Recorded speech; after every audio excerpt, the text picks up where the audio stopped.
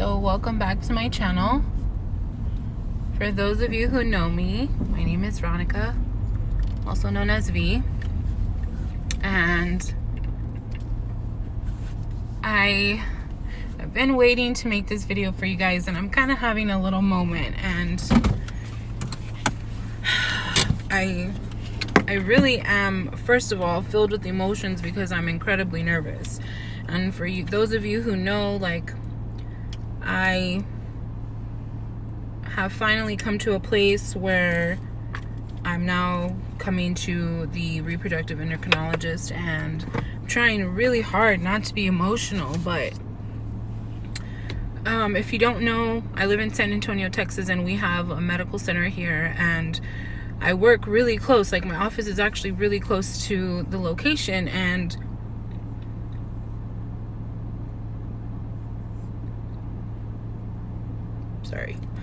for a long time I would travel a certain path from my office to the oncologist that I would see before, my first oncologist, and it's really close to where I'm coming now.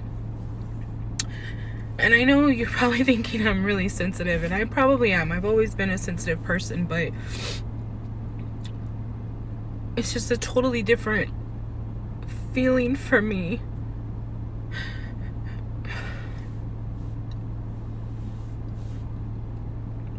Taking this path, and I'm not going to see the oncologist. I'm finally at a place where I'm coming to see a specialist to try to have a baby.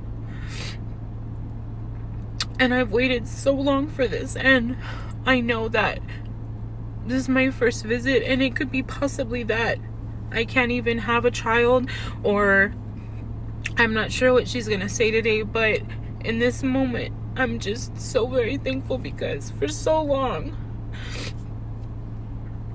I prayed that I would be in a better place physically or medically, that I could have an option to be here.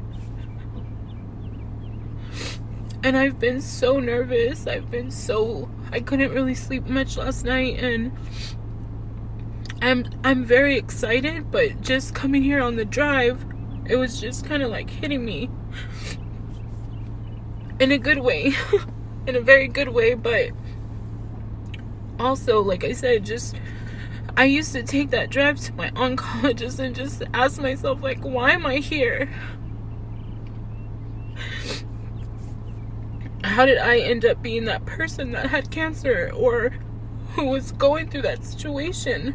And nobody wants to be in that situation. And of course, I was doing my pity card, and I'm trying not to right now. Like, I'm just extremely grateful, and I'm so happy to be here. And I've tried to promise myself that I would give you guys everything, the good and the bad, the happy and the sad. And I know I probably haven't posted so much emotional things, but right now I just wanted to let you guys know that I'm here. I'm so very happy to be here, and I will definitely keep you guys updated, so please keep watching. I will do my best to kind of record, or at least voice things that are happening in my appointment, but please do not be sad for me. This is a great moment for me. I'm just kind of in my feels right now, but wish me luck, guys. I'm clearly in my car. Oh my god, I ruined my makeup, guys. Oh my god. Thank gosh I'm not coming here, to be judged. But until we talk again, bye, guys.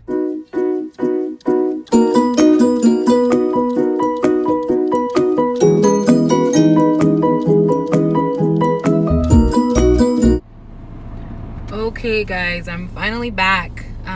That was quite a while. It's about 1:30 now, and things went really well. Like, clearly, you can never say, like, okay, you're gonna be pregnant next month, but I got a really good vibe from her. She's a very positive person, like, really informative, and of course I went in there with a lot of knowledge prior, just we had a really good intellectual conversation, and I like that. I like feeling aware of certain things. Of course, I don't know all the terms, but reading up on PCOS groups and reading up just on articles or just researching, I went in there having a lot more knowledge than, I guess, not necessarily needed, but than most people. And she noticed it and she commended me for it, which wasn't why I did it. It's more so that I have knowledge on myself and what's going on with my body. So we went over a game plan, which I loved. We talked about my history with endometrial cancer and the fears I have. And as of right now, we did do an ultrasound. We looked at my ovaries, which I'm still kind of grasping everything, like what certain terms mean and if they're good or bad. She said things were, on her perspective, they looked good. She said that with PCOS, if you know, we tend to have what they call like a ribbon of pearls, or I've heard that term before. I'm sure you've heard it before. But in her mind, and of course, this is her, so take it as you will, it's kind of a good thing, because the more follicles I have, the more, I guess, it's likely for me to be able to produce ovulation, or induce ovulation, from my understanding. As I said, I really need to do some research and understand, because of the fact that from PCOS, I just never had a normal cycle. I don't know the process of, you need a follicle and it needs to do this and it needs to do that. Even speaking with my mom, I mean, she had her children, you know, with no issues, and she was kind of like, well, why do you need a follicle for? And so there's just a lot of things that I really need to dive into. But I'm so happy to report to you guys that I finally went. I finally got to speak with her, and we did do some lab work, and I swear they took probably like way more blood than I think needed.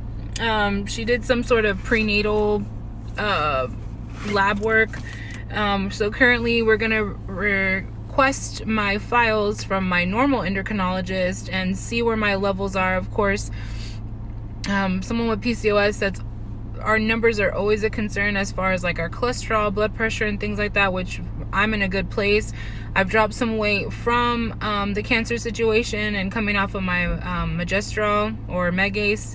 So I am just so excited, guys, because in the next month we should have my results. She's saying less than a month that she wants me to come back, depending on how long it takes to request my records. But next visit we will remove my IUD and we will begin medication. We will start letrozole or Femara, if I'm not mistaken. But upon my research, I found that that is by far the best medication for someone with PCOS, and it's just so unreal, guys. Like, I never expected to be here. I never expected to be in this situation where I could possibly be pregnant. Or like when she speaks about things and she references, oh, when you're pregnant, and when you're pregnant, or we'll check this on the baby, and I'm trying not to get my hopes up. I'm trying really hard to be realistic, but just being in front of someone and knowing that I can try, like, I am just over the moon right now, and I can't imagine what life will be like if I get a positive pregnancy test, because if I feel this way now, just with the idea, like, I cannot imagine what life will be like when I have a positive pregnancy test and there's a little bean. Ugh, I'm so excited, guys. Please don't give up. Like, I'm so excited that y'all are following me along my journey, and I hope that y'all are there with me one day when I'm showing y'all my sonogram with my little bambino. But I hope that you guys can find the same. I find that you guys, you know, with my journey, like, you have your own journey, and I'm so intrigued to hear about it. You know, I've gained this kind of little community with you girls, and I love it. I love us talking about things regarding to our health. And it's unfortunate that PCOS, you know, intertwines us, and I've kind of mentioned that before. Like, it's unfortunate that PCOS has brought us together, but I hope with my journey and being as raw as possible and open about everything, that it will benefit you guys and get you somewhere that can be beneficial to your health, or possibly having a baby, or whatever the case may be. If it's dealing with your endometrial cancer, like, I came in today thinking like my endometrial cancer was going to prohibit me from even trying, from even speaking of treatment to get me pregnant. And the fact that that's not stopping me, like, you guys should have that same courage to seek treatment or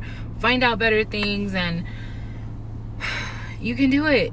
As I've said before, PCOS is not the end of you. It will not be the end of you. We'll have it forever, but do not let it take over your life and rule over you, because no matter what, you are in control. Always, always, always, always. In some aspect.